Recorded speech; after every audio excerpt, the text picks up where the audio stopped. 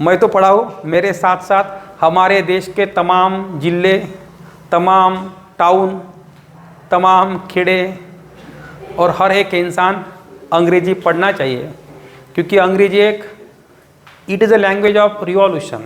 यह क्रांति की भाषा है। दुनिया में अगर किसी एक लैंग्वेज ने क्रांति लाई होंगी तो कौन से लैंग्वेज ने लाई?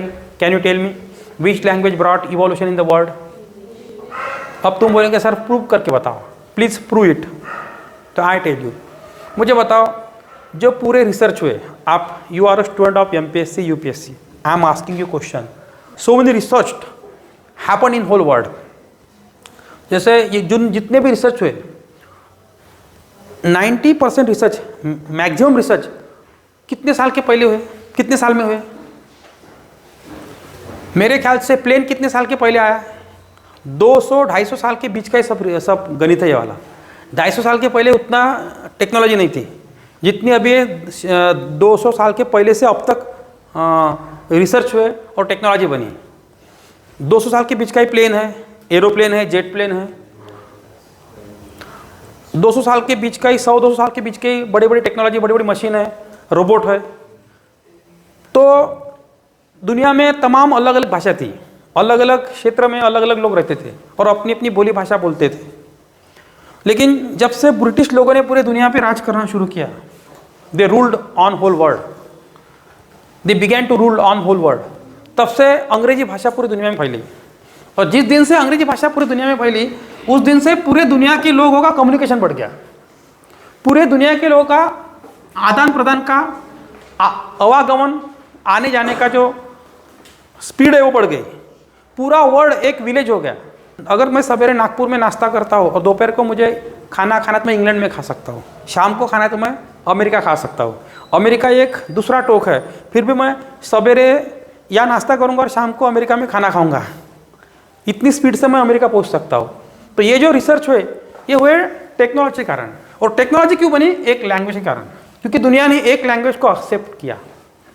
दुनिया एक्सेप्टेड वन लैंग्वेज। वो लैंग्वेज कौन सी है? अंग्रेजी है। बराबर है।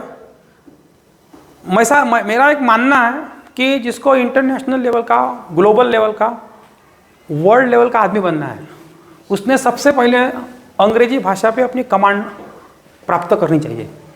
ही should command on English language, he और see whatever it may be, understood? क्योंकि ये भाषा ने दुनिया में क्रांति लाया है। This language brought evolution in whole world. तुम्हारा पूरा मोबाइल देखो, मोबाइल चाइना बनाए, जापान बनाए, कोरिया बनाए, अमेरिका बनाए, ब्रिटेन बनाए, ये इंडिया बनाए। मोबाइल की जो लैंग्वेज है जो मोस्टली इस्तेमाल होती है वो कौन सी है? अंग्रेजी है। ये मानते हो क्या आप? It is a value of English language. पर इंडिया की भाषा मराठी है, हिंदी है, लेकिन इंडिया में एजुकेशन लेने का फैड कौन से स्कूल में ज़्यादा? पब्लिक स्कूल में। पब्लिक स्कूल की मेन लैंग्वेज क्या है? अंग्रेजी है। इसका मतलब है कि डायरेक्टली इनडायरेक्टली सबकॉन्शियस माइंड में लोगों को मालूम है कि अंग्रेजी भाषा हमारा उद्धार कर सकते हैं, अंग्रेजी भाषा हमारे लाइफ को चेंज कर सकती है। ठीक है, कुछ लोग चाहकर भी पढ़ते नहीं पढ़ते उनका इश्यू है।